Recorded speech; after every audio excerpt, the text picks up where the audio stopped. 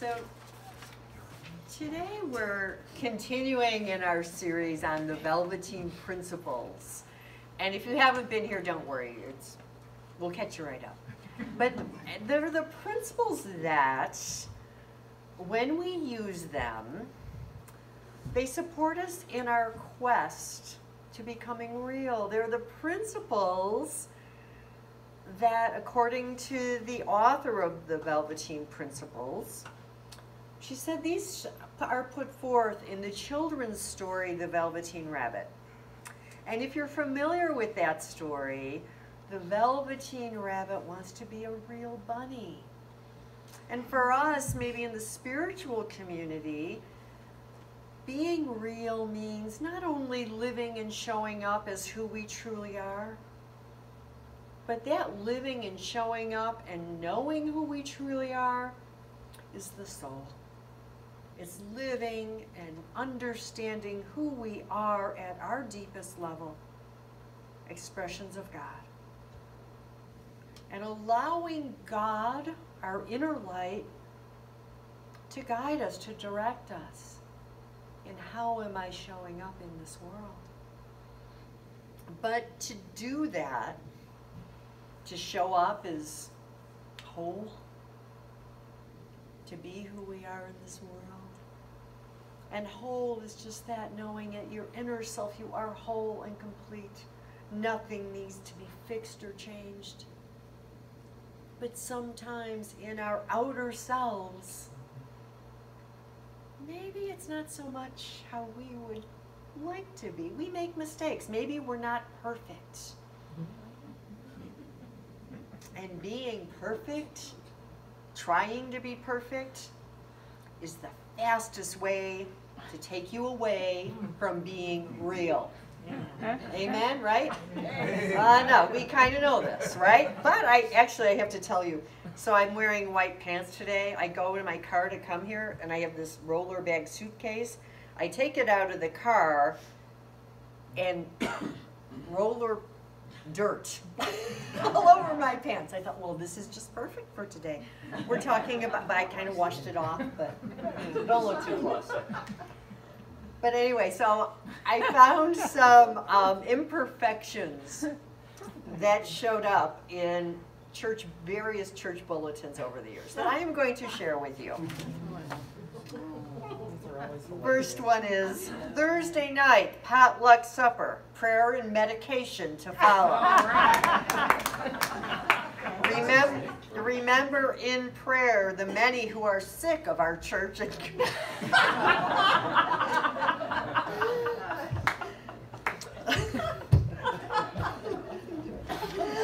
Thursday at 5 p.m. there will be a meeting.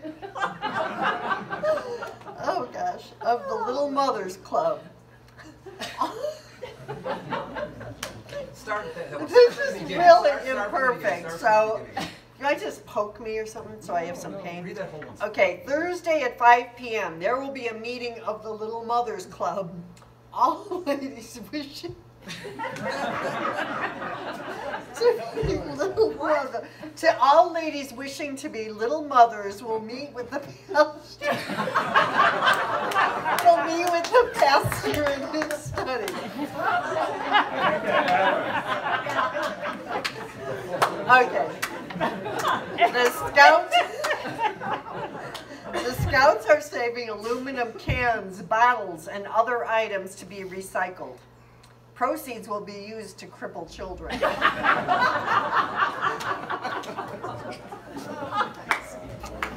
Low self-esteem support group will meet Thursday at 7 p.m. Please use the back door. The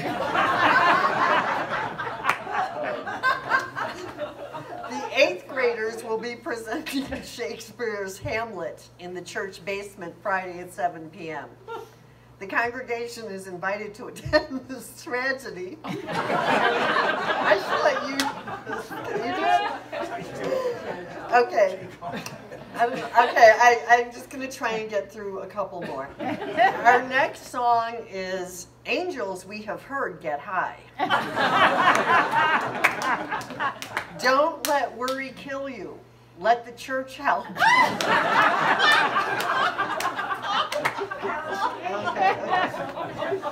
Last one, because I'm going to fall apart.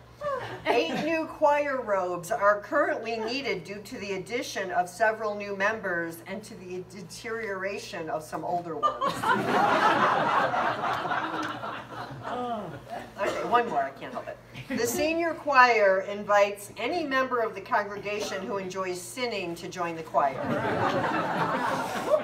All right. Thank you for allowing me to be really imperfect in that delivery.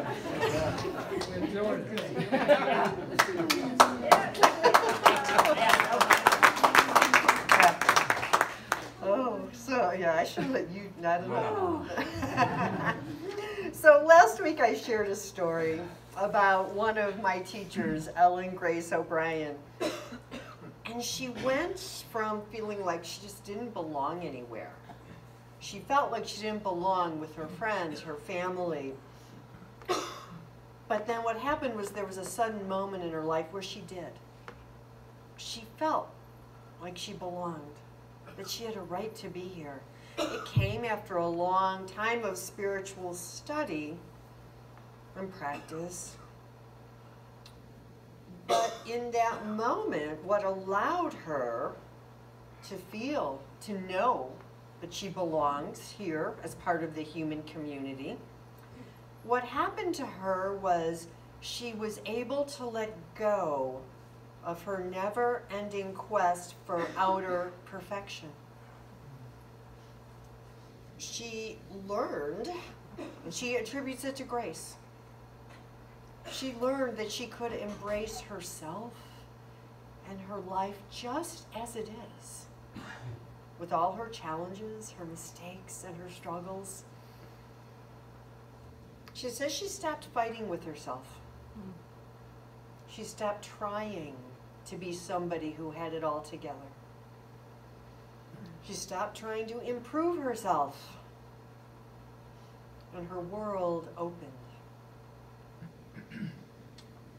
In the story of the Velveteen Rabbit, the rabbit in his quest to become real, he gets his guidance from the skin horse, another toy in the nursery. And the skin horse is called the skin horse because all his fur has been rubbed off, and he has more than a few physical flaws. But the imperfections, says the skin horse, are what make him more interesting. But most of us are so willing to let our physical flaws show, and we live in a world that maybe gives us the message that it isn't okay to let our humanity show, right? We have an idea that we're supposed to be perfect and show up like that all the time. We live in a world that holds out being perfect, whatever it means. I don't even know what it means.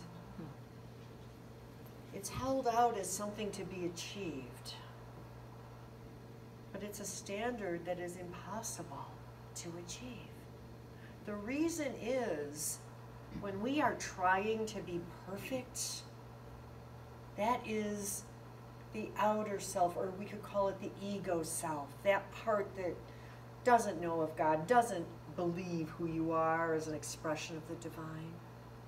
That part seeks to become perfect, yet in a very always changing world. Do you see? The author of the Velveteen Principles says, a woman with a perfect figure in the 1950s may not be considered so perfect today, right?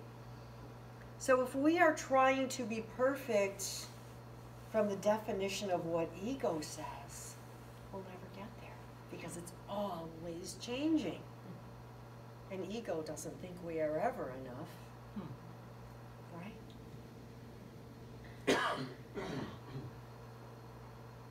Toni Rayton D'Antonio, who wrote the Velveteen Principles, she's a psychotherapist, and she said a lot of people come to her for therapy, and what they say are these words, I'm totally screwed up. But it's never true.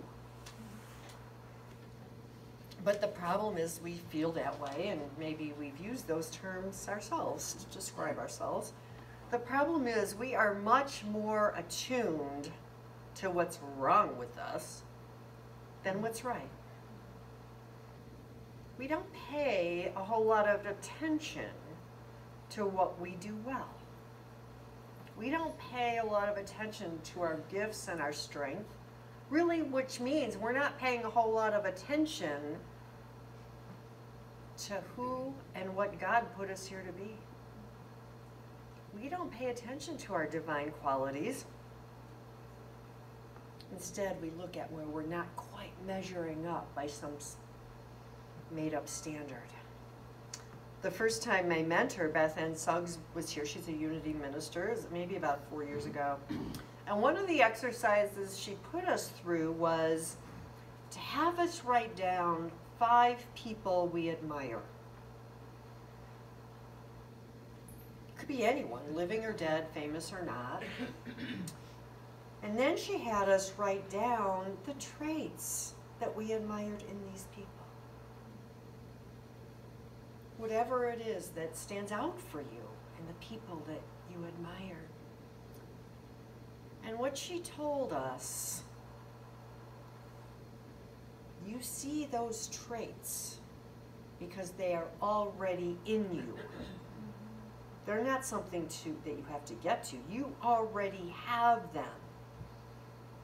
If you didn't have them, you wouldn't see them. So your job, if it has to be, is to notice. Notice those traits that you admire in someone else. Know that you have it and bask in that.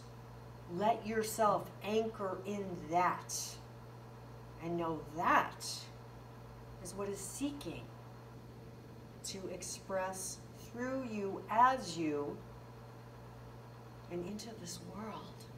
That's your gift, one of them. You know, there's some pretty common reasons that we come to the spiritual path, to different spiritual practices. We come seeking relief from distress in our lives. These are all very valid reasons. Or maybe we come with questions of, who am I? Is God real? Can I possibly know God? Or what is my purpose in life? Or perhaps we come because we want to learn to live in accordance with that truth of our being, that our essence is spirit. And it's likely that we come to spiritual practice, like we do here, for all these reasons at different times in our lives for each one of us. But no matter what your reason for coming to the spiritual path is, kind of the universal reason is that we're hoping for something more, something better in our lives. We know maybe things could be deeper and richer for us. There's nothing wrong with that. That's what moves us forward and brings us here and encourages us to practice. But it's also where things get complicated. That's where, if we're not careful, the spiritual journey can turn into just one more self-improvement project. We use, by mistake, spiritual practice to improve that outer self. So it's one more quest to be spiritually perfect. And ego all the time is cheering us on, going, yes, we can do this. What could be a more seductive, time-consuming, persistent, and misery-making project than to try to be spiritually perfect? There's no such thing. Our brain will never know it. Inside, you are spiritually perfect. But our work then is to make sure we're just not trying to live from ego to create this outer spiritually perfect life. Our spiritual perfection is simply to connect with spirit, to maybe be able to look out and see the world the way God sees it, as whole and complete, and that we are part of that. That is the caravan of joy that I read about in the reading. But the thing is, what happens is we come to spiritual practice, the path, and we read the books, and we start meditating, and we work to try and get rid of our negative thinking, and maybe we take better care of ourselves physically because peace and prosperity must be right around the corner if I just do this right. But what happens is the more we try to improve ourselves, the more we start to notice our shortcomings. Does anybody notice this? It might be just me, but we start to notice how negative and judgmental we can be the more we try not to be that, right? When we're overrun with thoughts and brain is just doing what it's supposed to do in meditation, we think, well, this is no use. I'll never get this. So it's been said that the more we try to improve ourselves, the more opportunities we see for improvement. The poet Kabir wrote this about trying to manage his behavior to be in line with spiritual principles.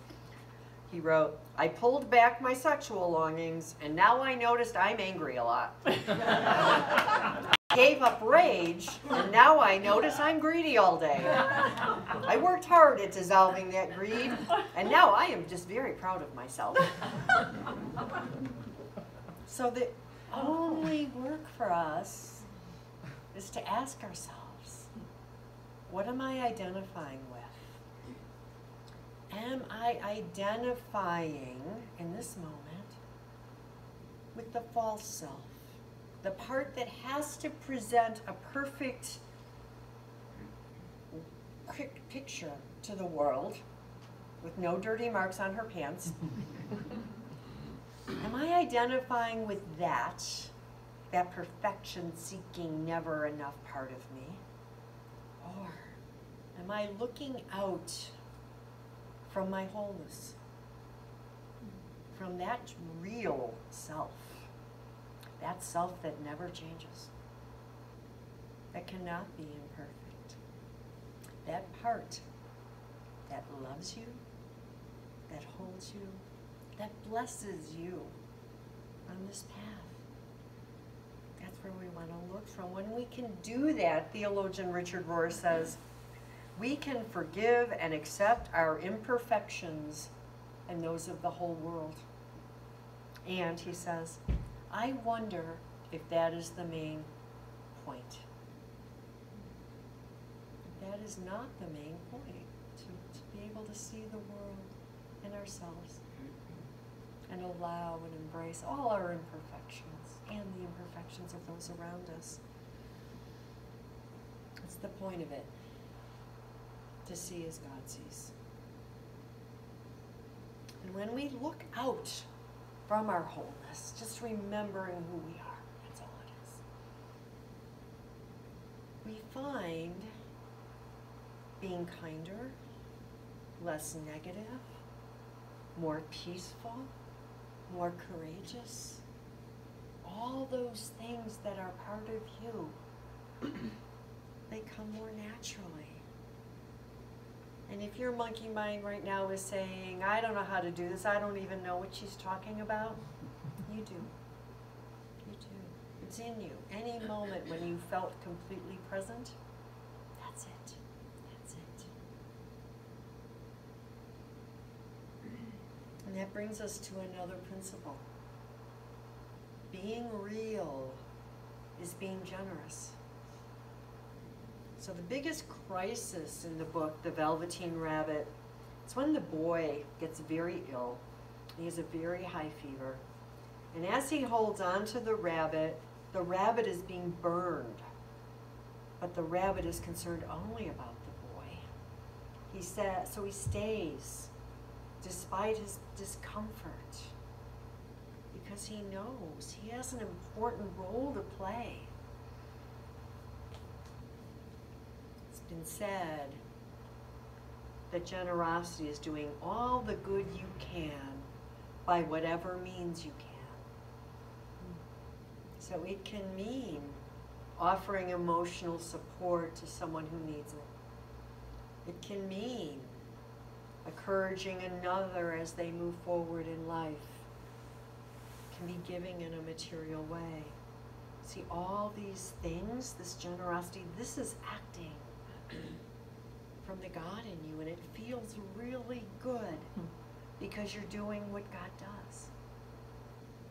You're doing what you came here to do, to support each other in this human life. But according to the author of the Velveteen Principles, generosity in our world is in short supply because, she says, so many of us fear that the world is not able to supply everyone's needs. And if we think that, it's impossible to be generous, right? We feel we have to hold on because we might not have enough. You know, we live, our world, because of really lack thinking, is very competitive. We look at our world as kind of, there has to be a winner and a loser. And competition can be fun. And there's nothing wrong with that. But do we have to win? What are we making it mean? You know, we might think that competition brings out the best in us, and sometimes it does. But cooperation works very well and is really more in line with our true nature. Ever since people started living in groups, we've been cooperating with each other. It was the earliest form of generosity. It might have been called reciprocity. So it's like one of the examples in the book, I help you catch an antelope for dinner, you help me cook it. Or today it might be, I help you shovel your driveway when it snows, and next time you help me. That's generosity, is it not? Give and take. I was in a children's ministry director at another church, and one summer for the children's program, I found a curriculum called the Young Peacemakers Club. And I still have it. I just love it. I'll pass it on to Vanessa, our children's ministry director. And this curriculum is made up entirely of cooperative activities and games where children of all ages, all skill levels, interact with each other in creating a finished project. So I was really excited about this curriculum, and I was telling one member of the church about this curriculum and the fact that children really don't need to compete to do well. He said, that'll never work. That's not true. It worked beautifully. Every child, I still remember looking in this classroom and seeing children of different skill levels and different ages just working together to create a big paper robot. You know, it was beautiful. Children instinctively know and knew there doesn't have to be a winner and a loser. And in fact, business experts are now saying that teamwork and mentoring, kind of we're all in this together, they're learning it is actually better for the bottom line of a company than having their employees compete with each other. So we give, and when we're doing that, we're doing what God does. There's a story reported in the Boston Globe many years ago about a bride-to-be, and she had planned a lavish wedding, but she was jilted. So the woman had the choice of losing the deposit for the reception or having the party regardless. So she had the wild notion of treating the down and out of Boston to a night on the town. The hostess sent invitations to rescue missions and homeless shelters. Waiters in tuxedos served the senior citizens propped up by crutches and aluminum walkers, the bag ladies, the vagrants and addicts. They ate chocolate wedding cake and they danced to big band melodies late into the night. There was enough. There was enough. And she brought happiness in a way that she could do in that moment. There is enough love, enough wealth, enough care for every living person on the planet. To think that there is not is really to limit God, really, isn't it? Well, we know that God is everywhere. How could there not be enough? And when we give to others, we are bringing more of what is good and positive in the world. So I brought a prop today. This is the Hindu goddess Lakshmi. And she sits on my altar, and what she stands for, her rear two arms hold lotus flowers that symbol spiritual enlightenment. Her hands, this hand is lowered in the symbol of giving. This hand is raised in the universal teaching mudra of don't be afraid. So what this means to me is to give, and she has gold coins, which is symbol soul wealth, spiritual wealth. She has gold coins, so give, and don't be afraid. You have enough. You have enough. And even if you put your hands in that mudra, you might try that. Lower left hand outstretched, right hand raised. Can you feel that in your body? How does that feel? An anchoring, kind of a generosity. Yeah, we can do this. So we look, where can I give? Where could I offer some kindness? Where could I help in a material way or some other way? Just like what the man sang. When we bring that into material expression, physical expression, that's when it becomes real.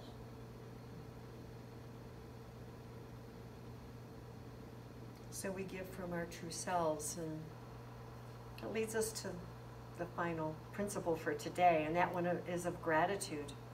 There's a quote from Johannes Gartner. To speak gratitude is courteous and pleasant. To enact gratitude is generous and noble. But to live gratitude is to touch heaven. The author of the Velveteen Principles says, true gratitude involves understanding that there is something beautiful and marvelous in everything around you. Everything. I think another word we could use for gratitude is deep appreciation. And in that deep appreciation, we understand, as Richard Rohr said, quote, that the Eternal One has come forth and has taken on form and manifestation in the whole of creation. Humans, animals, plants, elements, the galaxies, and the endless forms and faces that have come forth from God. Everything you have ever seen with your eyes is the infinite self-emptying of God. And what goes around comes back around. I love the author of the Velveteen Principle points out that we can appreciate the many ways the people around us grow and develop and express themselves, right? We really get to do that in spiritual community. The uniqueness of all of us in this room and the awareness we get to witness in our spiritual groups or classes. And is it possible to feel appreciation and gratitude for ourselves, for our very lives, for the progress that you have made in becoming and living as who you are right now? All the stuff, You know, favorite pastime of mine is I like to look at the interior of houses and see what people do. And so I've discovered like Zillow and Realtor.com, you can see, you know, real life things that you might do. So I typed in the address of the first house that my husband and I bought. This was in 1982, and it was one of those big old bungalows in Chicago. And it's the house that all three of my children were born in.